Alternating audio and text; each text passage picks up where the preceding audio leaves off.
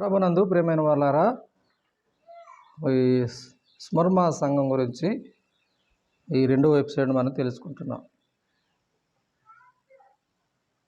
ఈ ప్రకటన గ్రంథం భక్తుడైన యోహాను గారు తన దర్శనంలో ఆసియా ఖండంలో పద్మాసు ద్వీపంలో సెరలో ఉన్న ఆ సెరలో ఆ దర్శనము ఆయన ప్రత్యక్షత ప్రకటన అని మనం చూడొస్తూ ఎన్నో మరి ఈ ప్రకటన సమాప్తమని, ఈ ప్రకటన గ్రంథం అంతా కూడా జంక్షన్ అంట్లుగా మనకు కనబడుతుంది.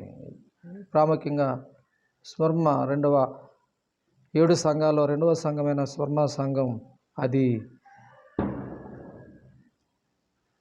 భాషలో అలంకరణ భాషలో మిర్ర అని, చేదు అని, అలాగే మనకి బోళం అని మనకు కనబడుతుంది.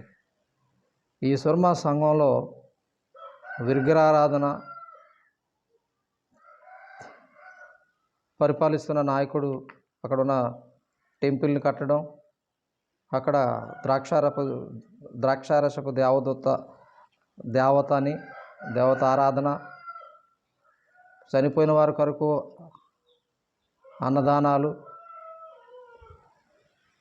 మనకు కనబడుతూ ఉన్నాయి. ఈ సంఘానికి 100కి 100 మార్కులు ప్రభువారు ఇచ్చారు. ఎఫెసీ చుట్టుపక్కల వృత్తాకారములు 7 సంఘాలకి అనుసంధానంగా దర్శనాన్ని దేవుడు యోహాను గారికి దర్శనంతో 7 సంఘాలు, దేవుని పరిచర్యలో ఉన్న 7 సంఘాల పరిస్థితి ఏమైందో, వారి స్థితిగతులు ఏమిటో రాయమని దేవుడు తెలియజేశాడు. కనుక ఈ స్వర్మాలో ఉన్న 7 సంఘ దూతకు ఇలాగూ రాయము. 4 వచనాలే ఉన్నాయి. ఈ స్వర్మ సంఘం గురించి 4 వచనాలు. సుర్మాలో ఉన్న సంఘపు దూతకు ఇలాగ రాయము. సుర్మ పరిస్థితిని, అక్కడున్న టర్కీ దేశంలో అక్కడున్న కొంతమంది వ్యక్తులు ఎలాగైతే జీవిస్తున్నారో మనం చూసాం. క్రైస్తవుల్ని సగం క్రైస్తవులు ఉన్నారు, వారికి రోమియోలు, అలాగే పాల్కొల్ఫే అన్న భక్తుడు మనం చూసాం. దేవుని విడిచిపెట్టమని ఎంత మొత్తినా కానీ దేవుని కొరకు హతసాక్షుడై ఆ భక్తుడిని కాల్చినప్పటికీ దేవుని విడిచిపెట్టక హతసాక్షుడై రెండవ మరణ ఆశీర్వాదాన్ని, మొదటి మరణించిన రెండవ మరణంలో జయం వస్తుందని అతడు హతసాక్షినట్లు కనబడుతోంది. ఇక్కడ మొదటివాడును కడపటివాడనే ఉన్నాను. ఏమిటి అంటే ఆయన మొదటివాడు కడపటివాడు. మృతుడినైతిని మరలా బ్రతికిన వాడును సంగతులు ఏమనగా ఆయన మరణించి పునరుద్ధాడే లేచాడు.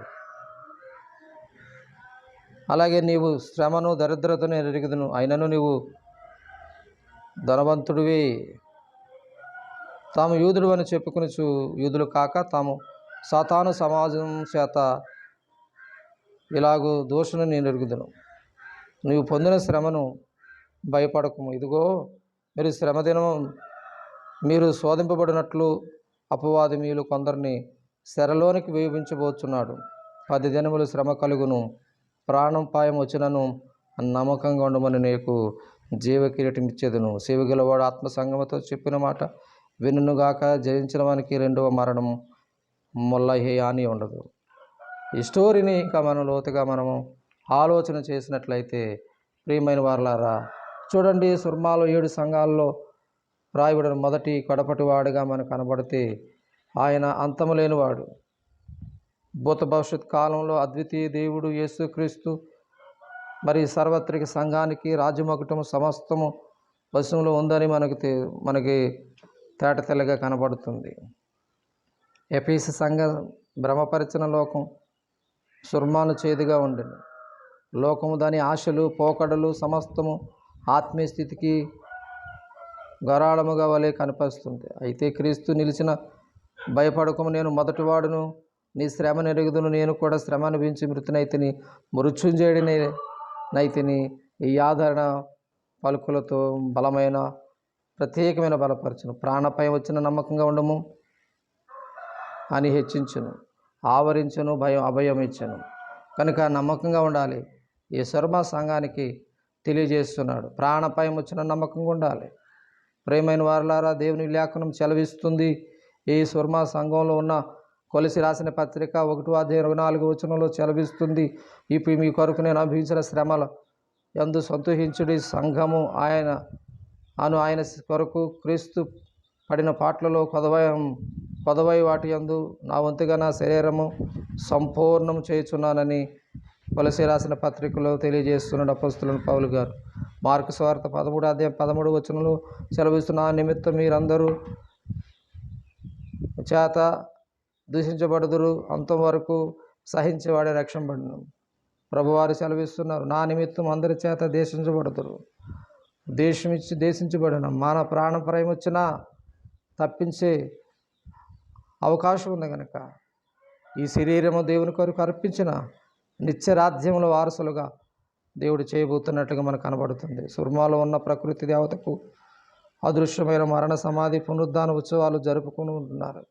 ఎందుకంటే నిజజీవుని విడిచిపెట్టి సమాధుల కొరకు, పునరుద్ధానం కొరకు, మరణంలో మరణించిన వారి కొరకు పండగలుగా జరుపుకున్నట్లుగా ఆయన మృతుల నుండి లేపినవాడు ఆయనే అని అభయమిస్తూ ఉన్నాడు. సుర్మాలోతో వారు తమ విశ్వాస నిమిత్తము చంపబడిన మరణం యొక్క పాతాళ యొక్క అధికారం దాని తాళపు చెవులు ఆయన వద్దనే ఉన్నవి అభయమిస్తున్నాడు. ప్రకటన గ్రంథం 1:18 మనం చూడవచ్చు. ప్రభువారు మెప్పులు ఆనందం ఈ ప్రకటన 2:9 సెలవిస్తుంది. నీ శ్రమను దరిద్రతను ఎరుగుదును, అయినను నీవు ధనవంతుడివి తను యూదుడని చెప్పుకొనుచు యూదులు కాక సాతాను సమాజం వలన కలిగిన దోషం నేను ఎరుగుదను. ఈ మెప్పు ప్రధానమైనది. శ్రమలను విధించుతున్న సంఘంగా ప్రభు ఎట్టి నేరారోపణ చేయటలేదు. శ్రమల వలన వారు దరిద్రులయ్యి తమ ఆస్తిపాస్తులు కోల్పోయిరి. నీ శ్రమ, నీ ఒత్తిడిని అణిచివేయబడిన తీరు, ఒక పెద్ద బండ నలిగిన తీరు, గోధుమ గింజ వలె 2 రాళ్ళ మధ్యన, లోకం మధ్యన నీవు ప్రభుత్వాధికారుల మధ్య నలిగిన తీరు, గానుగుల నూనె తీటకు లేదా ఒలివల తీటుకు పెద్ద తిరగటువంటి లేదా రోమిలు చూపించిన రీతిన సుర్మాలో తీవ్రమైన మానవ ఒత్తిడి కింద నలిగిపోయిన వారు ప్రాణం పిండి వేయబడింది. ఎంత ఘోరమైన శిక్ష ఈ సుర్మాలో జరిగింది. ఆయన వారు దేవుని కొరకు జీవించినట్లుగా మనకు కనబడుతుంది. వారు ప్రభువారు నీ ఒత్తిడి నాకు తెలుసు అన్నాడు. నీ శ్రమ, నీ కష్టం, నీ భక్తి తెలుసు అని సెలవిస్తున్నాడు. హింస దోషులే కాక మీలో కొందరు నా నిమిత్తం కుటుంబం నుండి దూరమై చేయబడ్డారు, ఉద్యోగాలు కోల్పోయారని, ఆకలి దప్పికలు, శరదా బాధలు బహుగా వేధించబడ్డాయి. నువ్వు చేసే భక్తి, నువ్వు చేసే హింసలు ఆయన చూసి ఉన్నాడని సెలవిస్తున్నాడు. కనుక మత్తయి సువార్త 5:11, 12 సెలవిస్తుంది. నా నిమిత్తం జనులు మిమ్మల్ని నిందించి హింసించి మీ మీద అబద్ధ సాక్షులు పలుకుబడినప్పుడు మీరు ధన్యులు, సంతోషించుడు, ఆనందించడి, పరలోకమందు నీ ఫలం అధికమగును. ఇలాగూ మీకు పూర్వమందుండు ప్రవక్తలు హింసించిరి. గెస్సమైన తోటలో ప్రభు కార్చిన రక్తం చెమట అనుభవం నూనె గాను మనకు తెలుసు. ఆయన ప్రార్థన చేస్తుండగా లోకాసువార్త 20:44 ఆయన ప్రార్థన చేస్తుండగా ఆయన రక్తం రక్త బిందువలే మారినట్లుగా మనకు కనబడుతుంది. ఈ సుర్మా సంఘం ప్రభు కొరకు నిలబడింది. వారు గోధుమలు ఎలాగైతే 2 రాళ్ళ మధ్య నిలబడిందో అలాగే మరి అనేక రూపాలతో మనం అక్కడ నూనె ఎలాగైతే తీయబడుతుందో అలాగే ఇక్కడ ప్రజలందరూ రోమాల చేత శిక్షించబడినప్పటికీ ధైర్యంగా ఉన్నారు, హతసాక్షులయ్యారు. ప్రభు దృష్టిలో వారు మెప్పు పొందినట్లుగా మనకు కనబడుతుంది. ఆత్మీయ ధనికులే పేదలు లేదా ఆశీర్వాదకరమైన దరిద్రత. అందుకని ఆత్మీయ ధనికులే సుర్మానిపించే దరిద్రత ఆశీర్వాదకరమైనది. నీ దరిద్రత నెరుగుదును. క్రైస్తవ వారిలో కొందరు పేదవారు ఉండవచ్చు. 1 కొరింథీ రాసిన పత్రిక 1:26-29 సెలవిస్తుంది. సహోదరులారా, మిమ్మల్ని పిలిచిన పిలుపుని చూడడం, మీలో లోకరీతిగా జ్ఞానులైనను గనులైనను గొప్ప వంశము వారైనను అనేకులు పిలువబడలేదు. కానీ ఈ శరీరం దేవునితో అతిశయపడుకున్నట్లు జానులను సిగ్గుపరచడానికి లోకము నుండి వెరువారిని దేవుడు ఏర్పాటు చేసుకుని ఉన్నాడు. బలవంతులైన వారిని సిగ్గుపరచుటకు లోకములో బలహీనమైన వారిని దేవుడు ఏర్పాటు చేసుకున్నాడు. ఎన్నికైన వారిని వ్యర్థం చేయుటకు లోకములు నీచని వారిని, తొరికిపడి వారిని, ఎన్నిక లేని వారిని దేవుడు ఏర్పాటు చేసుకుని ఉన్నాడు. క్రీస్తుని కలిగిన వారు వెండి బంగారు లేకపోయినను వారు ధనవంతులై ఉన్నారు. పెంటకుప్పల నుండి దీనులను లేవనెత్తువాడు ఆయనే. లోకములో దరిద్రతలను విశ్వాసములు బలవంతంగా మార్చింది. 2 కొరింథీయులకు రాసిన పత్రిక 6:10 చలవిస్తుంది. దుఃఖపడిన వారైనట్లును ఎల్లప్పుడూ సంతోషించేవారము, దరిద్రులమైనట్లును అనేకులు ఆశ్చర్యం కలిగించిన వారము, ఏమీ లేనైన వారినట్లుండి సమస్తము కలిగిన వారము, దారిద్రత వల్ల ప్రభు ఏమిటో తెలుసుకుని మీ నిమిత్తము ఆయన దరిద్రుడాయనని 2 కొరింథీయులకు రాసిన పత్రిక 8-9 సెలవిస్తున్నారు. స్వర్మవారు ఎలా భాగ్యవంతులు! నిజమైన ధన సంపద అనగా ఆత్మ సంబంధమైన గుణగుణాలను కలిగి ఉండడం. నిజమైన సంపద వెండి బంగార ఈ భూ సంబంధమైన ఆశీర్వాదాల కంటే ఆత్మ సంబంధమైన గుణగుణాలను మనం కలిగిన వారికి కనబడుతుంది. 1, గత పాపం నుండి వారు రక్షింపబడ్డారు. ఈ స్వర్మ సంఘంలోని వారు రక్షింపబడ్డారు. రోమీయులకు రాసిన పత్రిక 3:25 మనం చూడొచ్చు. దేవుని వారు ఆత్మ వారు వరంగా అనుగ్రహించబడింది. అపోస్తలుల కార్యం 2:38 చూడొచ్చు. దేవుని కుటుంబంలో ఉండటం వల్ల ఎఫెసీ 2:19 మనం చూస్తూ ఉన్నాం. ప్రియమైన వారలారా, ఆయనను అన్ని వేళలా సేవించగలము. అందువల్ల యాకోబు 5:3 మీ ఎదుట పైన వాటిని ఎదుకుని వారు అందుచే ధన్యులని. మత్తయి సువార్త ఆత్మశుద్ధి గల వారు ధన్యులని. అలాగే మత్తయి 6:20 పరలోకమందు ధనం సిద్ధపరచుకొనడని సెలవిస్తుంది. మీ ఆత్మీయమైన మరి పేదలు కొందరును లోకములు ఆత్మీయ దరిద్రులైన ధనికులు గలవారు. ఇలాంటి వారికి డబ్బు ముందరగా బుద్ధి రాదు. మరి ఇక్కడ చూడండి, ఇక్కడ వాక్యం సెలవిస్తుంది, డబ్బు ముందరగా బుద్ధి వచ్చును. సుర్మా సంఘం బంగారం వలె కొలిమి వేయబడిన సంఘం. కంసాలి బంగారం ఇబ్బంది కొలుములు వేస్తాడు. కంసాలి బంగారం ఎంతవరకు కరిగిస్తాడో తన రూపం ఆ బంగారంలో కనబడే వరకు, అనగా దేవుడు మనల్ని కంసాలిలో ఇబ్బంది కొలుములు పుటం వేసిపడినప్పుడు ఆయన రూపాన్ని బంగారంతో కనబడే వరకు కరిగిస్తాడు. అందుకంటే ఎక్కువగా కరిగించడు.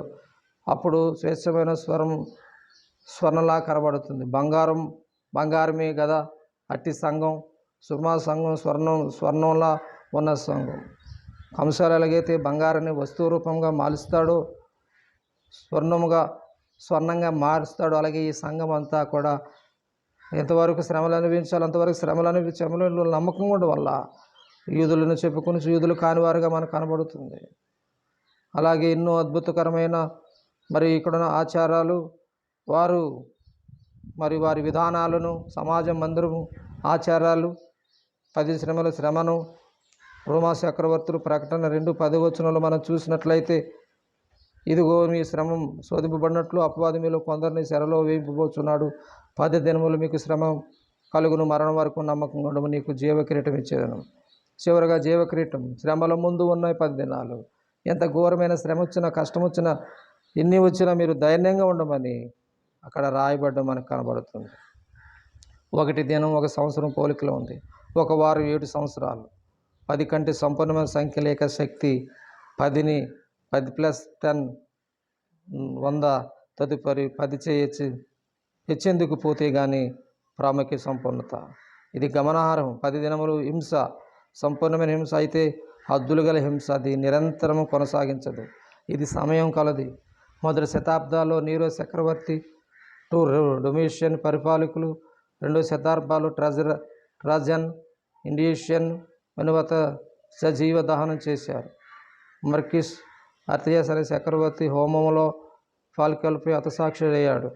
3వ శతాబ్దంలో రోమా చక్రవర్తులు అయిన సెవరస్,